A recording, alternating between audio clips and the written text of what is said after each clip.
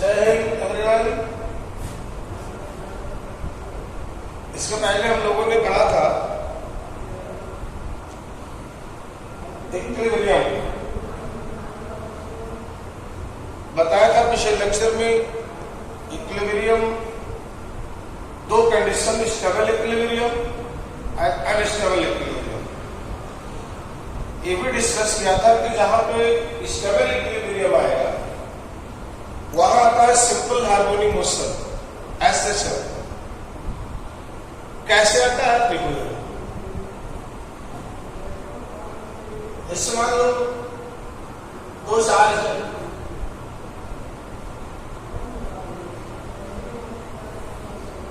Q,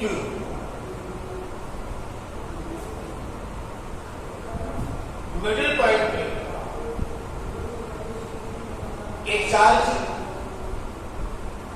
रखा है A B, तीनों की पोलैरिटी सेम है। ये दोनों charge fix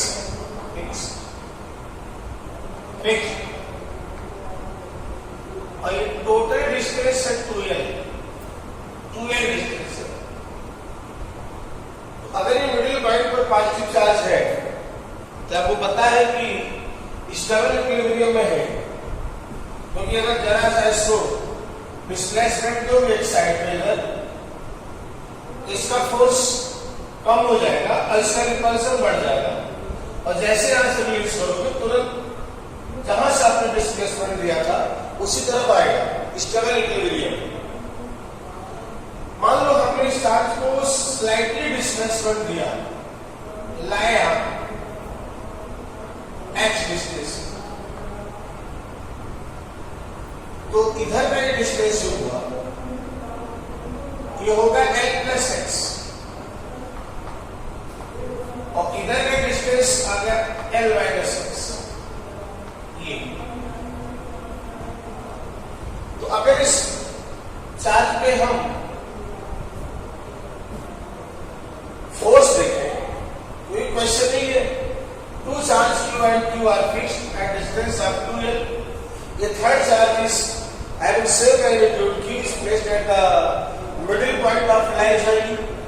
If this charge is slightly displaced along the line joining, then so that it performs simple harmonic motion.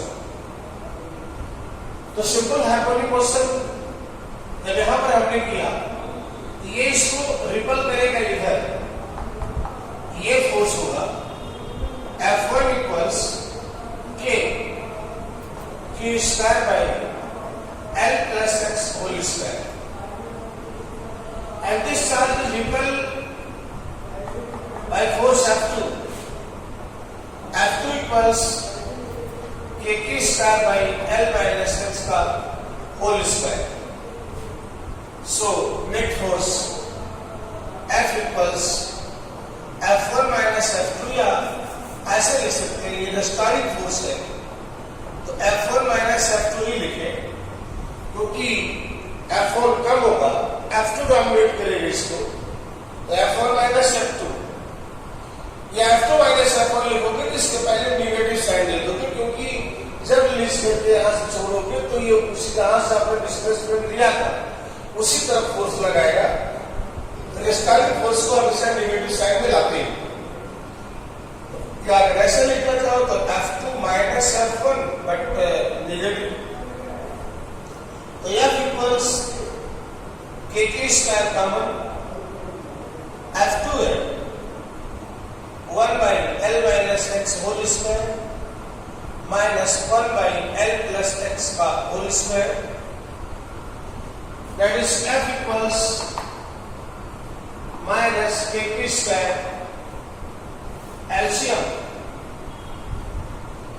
L square minus x square whole square, या आएगा L plus x whole square minus L minus x का whole square equals minus KQ square by L square minus x square का whole square, ये आएगा L square plus x square plus 2LX minus L square minus x square plus 2lx. L square x square cancel. वह minus kq square into 4lx by L square minus x square power 2.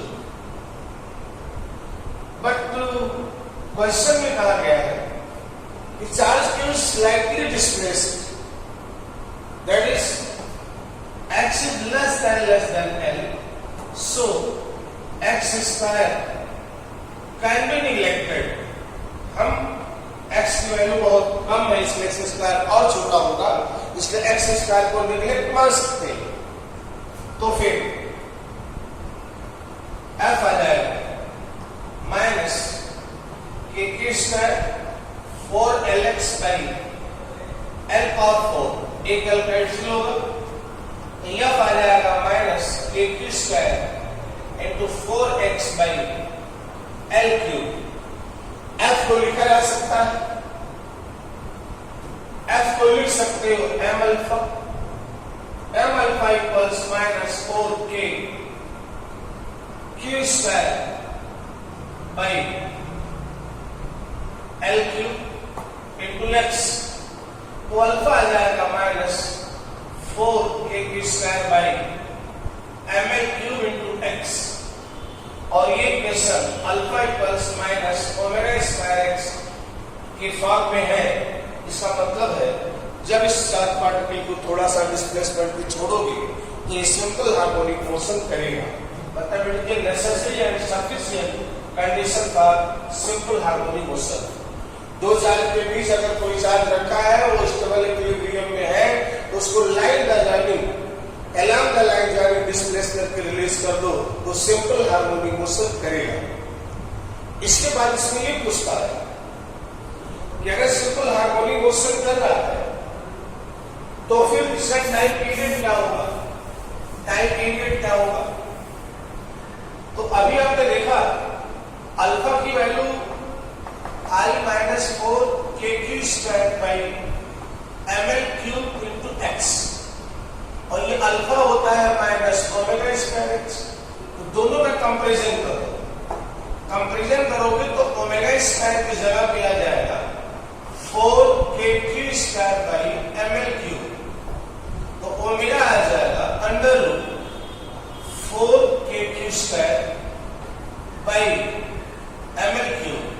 तो time period होता है t equals 2 pi by omega. 2 pi by omega की value रखोगे तो under root 4kq square by ml cube. तो formula लिखा जा सकता है 2 pi under root ml cube by 4kq square. ये आपका फार्मूला टाइम पीरियड का. जहां k की वैल्यू अगर निकालना चाहोगे तो k की जगह पर आप k भी रख सकते हैं 1/4 पाई साइन लॉग. यानी इस तरीके से अगर कोई स्टेबल इक्विलिब्रियम में चार्ज है तो इसको अगर आपने डिस्प्लेस किया तो सिंपल हार्मोनिक मोशन करेगा और उस पार्टिकल का जो टाइम पीरियड होगा वो t equals 2 pi under root ml cube by 4kq square. Okay,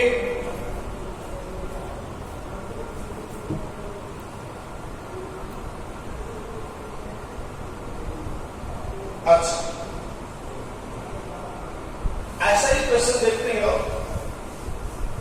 थोड़ा और क्लियर हो जाए. जैसे मान लो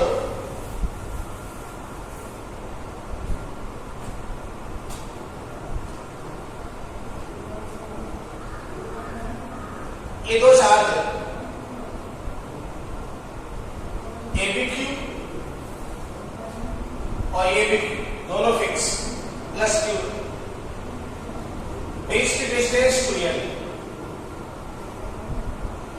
एक चार्ज यहां पे सेंटर पे माइनस Q, दूसरा मैग्नीट्यूड भी हो सकता है, दूसरा मान लो कैपिटल Q. अगर इसकी स्लाइटली डिस्प्लेसमेंट दे दिया जाए perpendicular to the line joining ऊपर, थोड़ा फिगर नहीं आ रहा होगा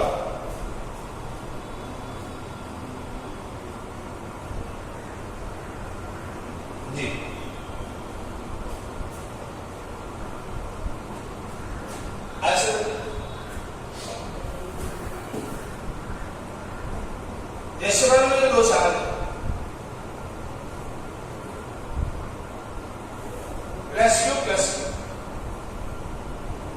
बेस की स्टेट शिफ्ट हुई है, यहां चार्ज है माइनस क्यू, इसको स्लाइटली डिस्प्लेसमेंट कर दिया, लाइन ज्वाइनिंग के परपेंडिकुलर यहां ले गए, ये चार्ज यहां आ गया माइनस क्यू। अब अगर देखो फिर एक क्वेश्चन है, if minus q is displaced perpendicular to the line joining and released, then so that minus q charge performs simple harmonic motion। तो जैसे आप डिस्प्लेसमेंट करोगी यहां से मिलाया इसको, तो ये प्लस क्यू इस माइनस क्यू को इधर अट्रैक्ट करेगा और ये इसको इधर अट्रैक्ट करेगा। अगर इस एंगल को थीटा मान लें तो ये भी थीटा होगा, तो F के दो कंपोनेंट आएंगे इधर इधर, इसका आएगा F cos थीटा और ये होगा F sin थीटा। ऐसे इस फोर्स का भी कंपोनेंट इधर आएगा F cos थीटा और इधर आएगा F sin थीटा।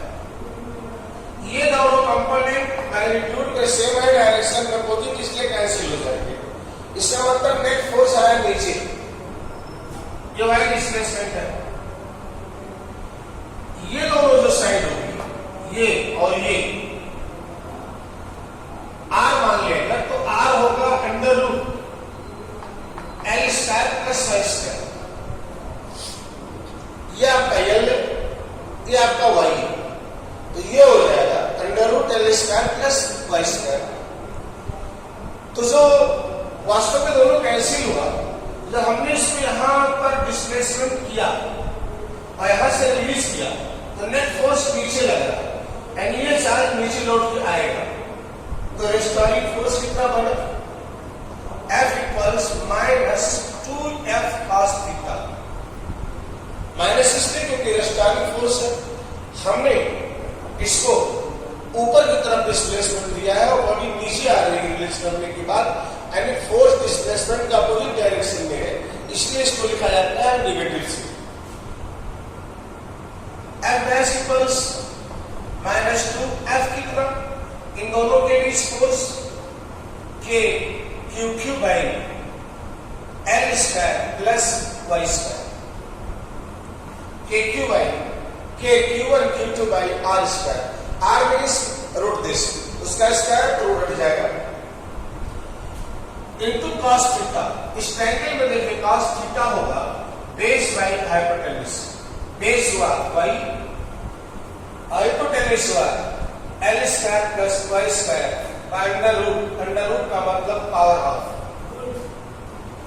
तो F equals written as m alpha minus 2kq by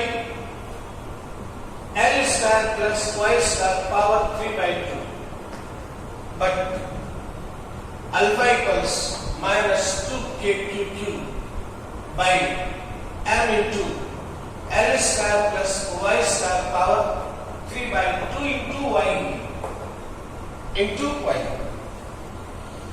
But according to question, charge minus q is slightly displaced. Slightly means y is less than L, so y square can be neglected. Y square can be neglected. अगर y को neglect कर लोगे y square को, तो ये formula बन जाएगा alpha equals minus 2kq by L cube, m L cube, m L cube, ये y स्क्वायर 0 हुआ तो L square power 3/2 to cancel L cube. और अगर आप देखें तो ये equation alpha equals minus omega square in the form of alpha equals minus omega square by, it is a necessary and sufficient condition for simple harmonic motion, means charge particle performs simple harmonic motion.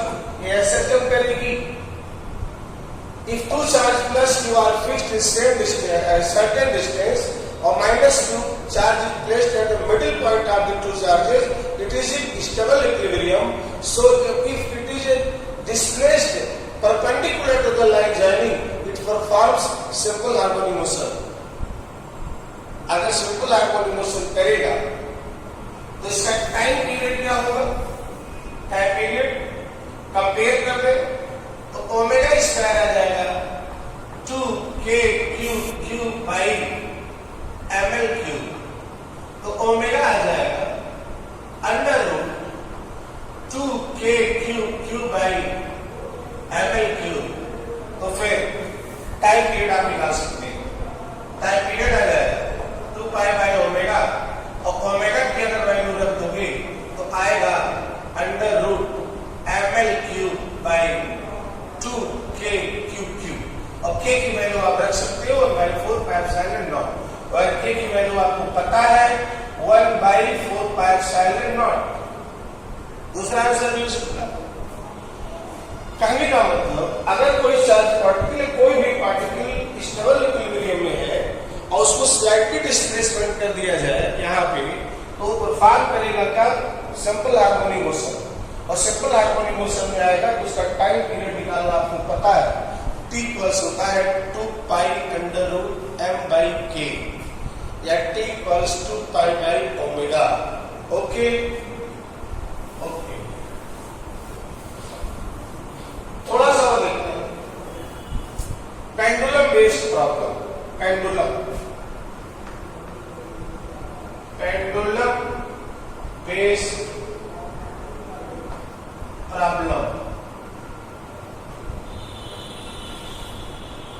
Pendulum based problem आए हैं हर बार board में, जी वगैरह में बराबर पूछता है।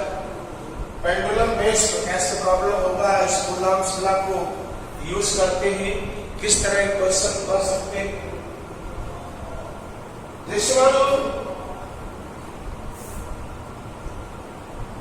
किसी rigid support से दो सेम लेंथ की स्ट्रिंग ली गई, एक ही लेंथ की स्ट्रिंग से लेकर के और दो चार्ज पर से लटका दी, तो निश्चित ही चार्ज ऐसे हो, ऐसे पोजीशन में रहे। अगर दोनों चार्ज Q है सेम पोलैरिटी का, तो इनके बीच कैसा फोर्स लगेगा? रिपल्सन। एक ही पॉइंट से दोनों थ्रेड को लटकाओगे और चार्ज दोनों का सेम, मास भी सेम, तो रिपल्सन के कारण ये वर्टिकल नहीं रुकेंगे, रिपल्सन की वजह से थोड़ा दूर जाके रुकेंगे। मान लो ये लेंथ, स्ट्रिंग की length L, small L, length of string L, mass of charge particle M, and charge on each particle is Q. That is your vertical direction, vertical. अब जरा देखिए, किसी एक चार्ज पे हाथ की तरह फोर्स आएगा, सेम वही फोर्स इधर भी आएगा। एक इसका फोर्स लगेगा नीचे, इसका वेट mg, स्ट्रिंग में टेंशन आएगा इधर T। ये अगर एंगल थीटा मान ले तो ये एंगल भी हो जाएगा थीटा।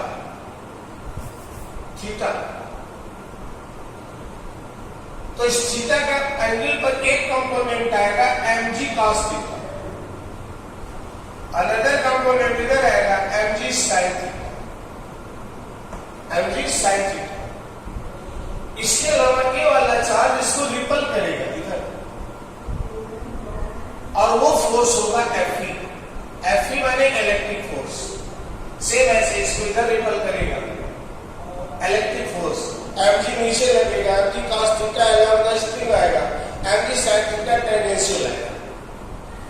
तो अगर इसको रिजॉल्व करें, ध्यान से देखें, तो जो ये